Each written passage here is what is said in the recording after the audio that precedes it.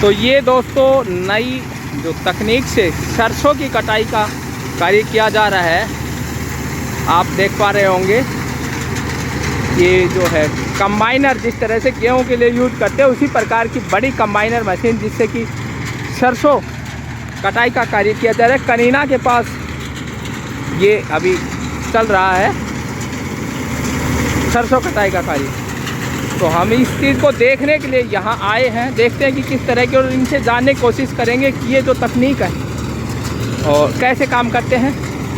आपको बता दें कि जो सरसों कटाई के बाद जो भूसा बचता है, जिसको अपने आम भाषा में हम पदाड़ी बोलते हैं, वो पूरे खेत में मशीन के द्वारा बखेर दी जाती है, यानी कि उससे खेत में खाद का काम किया जाता है। और अब ये पूरे खेत में जिस तरह से मशीन से अब जो सरसों की कटाई की है तो सरसों निकलेगी, वो ये ट्रैक्टर आ गया है और इस ट्रैक्टर में ये सरसों डाली जाएगी। तो ये देखिए इस तरह से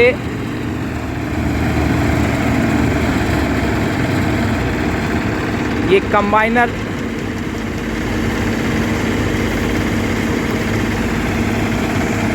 और ये सरसों डाली जा रही है। इसके अंदर पहले मशीन के अंदर इसका स्टॉक होता है और अब ये सरसों ट्राली में भरी जा रही है। यानी कि किसान को सरसों कटवाने की, लगाने की जो मेहनत करनी पड़ती है, उन सभी से छुटकारा यहाँ मिल रहा है। और हम इनसे बात भी करेंगे। अभी एक प्रोसेस पूरा हो लेता है, उसके बाद बात करेंगे और जानेंगे भी इस प्रोसेस के बारे में, किस तरह से क्या कुछ कार्य करती है। जो किसान हैं उनसे भी जानेंगे कि उन्हें ये आइडिया कैसे आया, किसने बताया कि इस मशीन से सरसों कटाई का कार्य किया जाना चाहिए।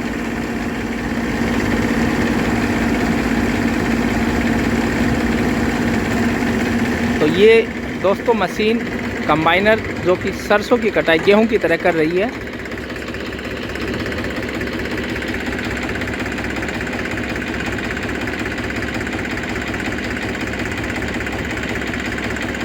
जिस तरह से हमने आपको दिखाया कि ये कंबाइनर जो है ये यहाँ सरसों कटाई का कार्य, हमारे साथ ताऊजी है। ताऊजी क्या नाम? मेरा नाम हरीश चंद्र है। हरीश चंद्र, ये बताइए जिस तरह से आपने अभी सरसों कटाई है इससे, तो इस मशीन से कार्य करवाने में क्या कुछ फ़ायदा है, क्या कुछ है वो बताइए। देखो मेन क्या है कि ज़मींदार की सहूलियत के लिए एक नंबर की मशीन है ये। थोड़ा सा वेट ज़रूर करना पड़ता है, पूरी पकाई के लिए थोड़ी सी टाइट आ जाए उस टाइम पे इसकी हार्वेस्टिंग होती है। यानी कि सरसों जिस प्रकार हम सामने देख पा रहे हैं कि सूख जाती है उसके बाद में, तो ये सामने आप ही की ओर है, उसको भी कटाई करवाएंगे? हाँ बिल्कुल कटाई करवाएंगे। अच्छा, तो जिस प्रकार से लोग पदाड़ी होती है उसको बेचते हैं, आपने अपने खेत में खाद के रूप में? बिल्कुल कंपोस्ट के रूप में काम आएगी, बिल्कुल खाद के रूप में काम आएगी।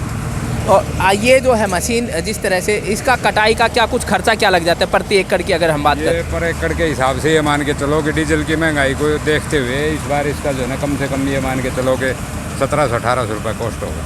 1700-1800 रुपये कीमत के साथ। जबकि लेबर का हमारे जो है ना अगर थ्रेसिंग करवाते हैं, हार्वेस्टिंग करवाते हैं तो समथिंग ये मान के चलो 4500-5000 रुपये खर्चा आएगा। यानी कि कम खर्च, नई टेक्नोलॉजी, कम लेबर की लागत से नहीं करनी, इसमें लेबर की तो वेट ही नहीं करनी। बस इतना है कि जमींदार को इतना रुकना पड़ेगा, वेट करना पड़ेगा वो फसल जब तक पक्के पूरी तरह तैयार। अच्छा, अक्सर ये होता है कि हम ये चीज़ें देखते हैं और सुनते हैं, लोगों के अंदर एक भ्रांति हो जाती है कि इस तरह की मशीनों का यूज करते हैं तो सरसों वगैरह नीचे गिरती है। क्या कुछ ऐसा आपने देखा? वो जो अगर हम हाथ से कटाई करवाते हैं तो उसमें भी आती है इतने। तो जो अगर हम ये मान के चले कि अगर एक 30 किलो सरसों को अगर हम खेत में, जो अगर इसमें 1 किलो सरसों जी पूरे खेत के अंदर इस स्टेज पे आ जाती है तो 30 किलो सरसों तो बिल्कुल नज़दीक दाने बिल्कुल दिखाई देंगे बिखरे हुए। बिल्कुल।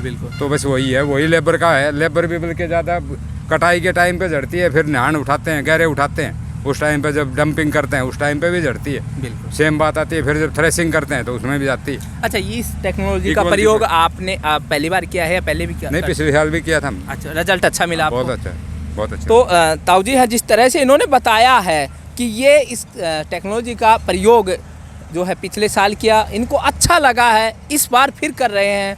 तो जिस तरह से कृषि के अंदर नई नई तकनीकों का प्रयोग किया जा रहा है, लेबर जो होती है उसका काम कम किया जा रहा है, मशीनों का प्रयोग ज़्यादा किया जा रहा है ताकि कम समय में अधिक काम हो सके, और उसी तकनीक पर आधारित ये जो काम यहाँ किया जा रहा है। कैमरामैन सुमित शर्मा के साथ करमवीर सिंह, लोकल हरियाणा न्यूज़, कनीना।